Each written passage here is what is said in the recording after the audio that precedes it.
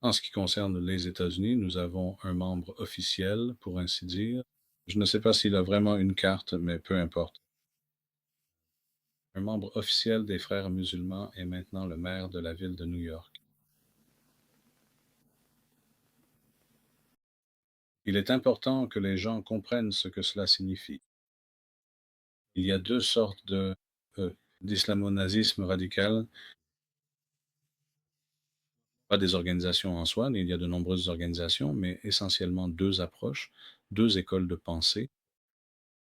L'une est euh, le type Al-Qaïda, Daesh, l'État islamique. Ce courant à propos de ce sujet, idéologie anti-humaine, qui croit que la chose la plus importante dans la vie et la seule façon d'atteindre les objectifs de l'islamo-nazisme est de faire la guerre au sens direct, traditionnel et physique du terme. Donc, c'est ce que l'État islamique a essayé de faire, n'est-ce pas? C'était connu en arabe ou en hébreu sous l'acronyme Daesh, qui est une émanation d'Al-Qaïda, qui croit que par la force des armes, nous devons conquérir, prendre le contrôle, couper autant de têtes que possible, crucifier autant de personnes que possible, lema'an yir'u ve'yira'u, pour que les autres voient et aient peur. Et c'est ce que l'on fait. Et si ça n'a pas marché jusqu'à présent, ça marchera la prochaine fois. Parce qu'au final, nous avons la foi et nous avons la détermination et nous sommes constants et nous ne nous lassons pas et nous sommes prêts à souffrir et peu importe si cela prend des siècles. Nous imposerons l'islam par l'islamo-nazisme au monde entier par l'épée. Je pourrais aussi souligner que si vous regardez les drapeaux du monde, faites simplement une recherche sur les drapeaux des pays du monde montre qu'il y a un certain nombre de pays, un nombre assez important, sur les drapeaux desquels une épée est représentée. Et chose intéressante, tous ces pays sont islamiques. Évidemment, une pure coïncidence, mais c'est quelque chose que j'ai noté et cela peut expliquer quelque chose sur l'islamo-nazisme en général et sur cette approche quant à la manière d'atteindre les objectifs de cette idéologie. Il y a une autre école de pensée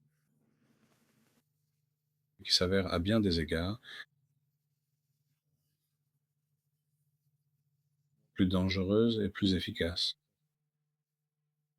Et c'est l'approche des frères musulmans.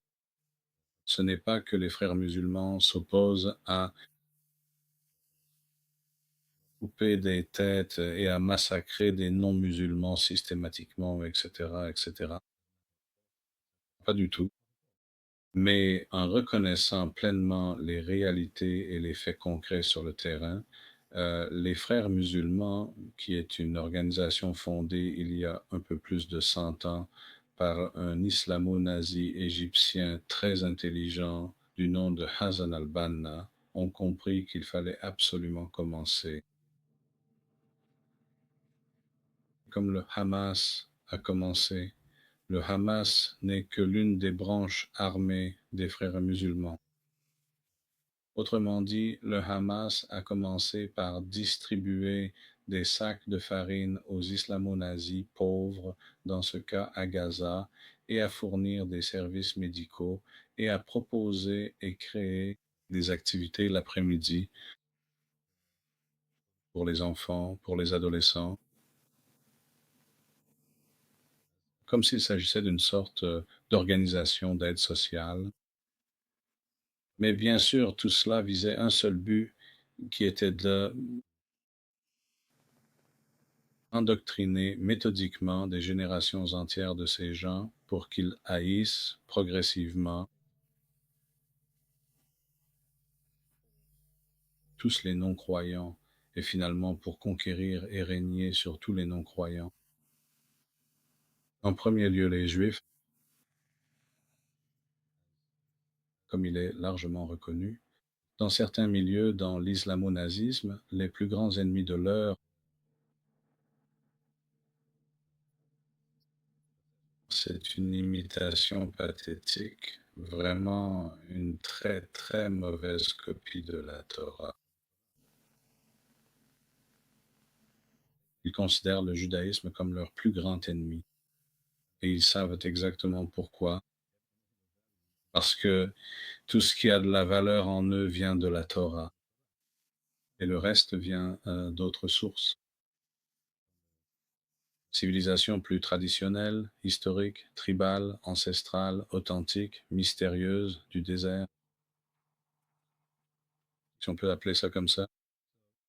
Donc, l'approche des frères musulmans est furtive et rusée, et elle implique ce qu'on pourrait appeler le soft power par opposition au hard power. Dans les premières étapes, et cela signifie que vous corrompez et achetez des politiciens, des juges et des réseaux médiatiques, ou que vous créez votre propre réseau médiatique, ça vous dit quelque chose. Le Qatar, par exemple, a créé Al Jazeera précisément dans ce but, et ils ont acheté et corrompu leur entrée dans le monde universitaire du monde entier, en particulier aux États-Unis. Et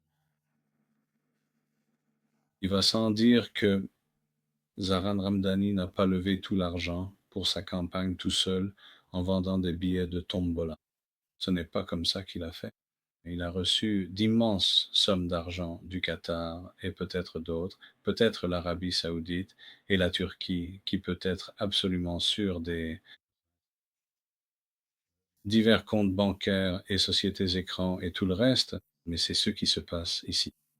En d'autres termes, tout comme au Royaume-Uni aujourd'hui, vous avez au moins 8 villes qui ont des maires islamo-nazis. Et en général, l'une des stratégies, l'une des principales stratégies est de conquérir, de s'emparer d'un pays au nez et à la barbe de la population autochtone par l'immigration de masse, sans aucune intention, bien sûr, de s'intégrer ou d'être respectueux des lois, rien de tout ça. L'intention, depuis le début, était de prendre le contrôle, de conquérir. En prenant le contrôle, conquis par le ventre, conquis par toutes sortes d'infiltrations et d'occupations des pays et des sociétés d'autres peuples, en s'insinuant au milieu d'eux et en le faisant d'une manière telle qu'il est presque impossible d'inverser le processus. C'est ce que nous voyons tous se produire en Europe. Il est extrêmement douteux que ce processus soit réversible, j'en doute. Et ce processus est également en cours aux États-Unis. Il est aussi en cours d'ailleurs au Canada, en Australie. Nous connaissons tous Dearborn dans le Michigan. Bon, ça c'est une chose. Mais pour qu'un tel représentant d'une telle idéologie devienne le maire de New York, c'est un véritable exploit. Bien que, en réalité, si je comprends bien, New York aujourd'hui, si vous vous promenez dans le centre de Manhattan, d'après ce que j'entends, je ne l'ai pas fait depuis longtemps et je n'ai pas vraiment l'intention de le faire.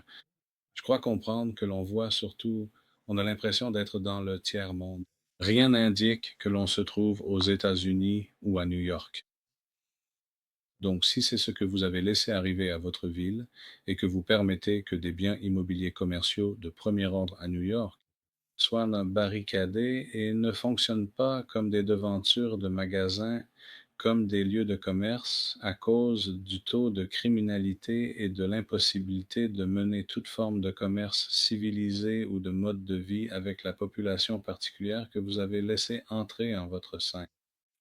Si vous faites ça, et c'est la même chose à San Francisco et ailleurs, alors vous créerez un cloaque. Et c'est exactement ce que New York est apparemment devenu. La dernière fois que j'y suis allé, j'ai été choqué par le nombre de stands de nourriture halal à chaque coin de rue. Voilà, d'accord. Vous voyez? Et les mosquées poussent partout aux États-Unis comme des champignons après la pluie. Et encore une fois, ce n'est pas une question de liberté de religion. Eux, c'est la compréhension des frères musulmans dans leur approche particulièrement rusée, astucieuse, mais bien informée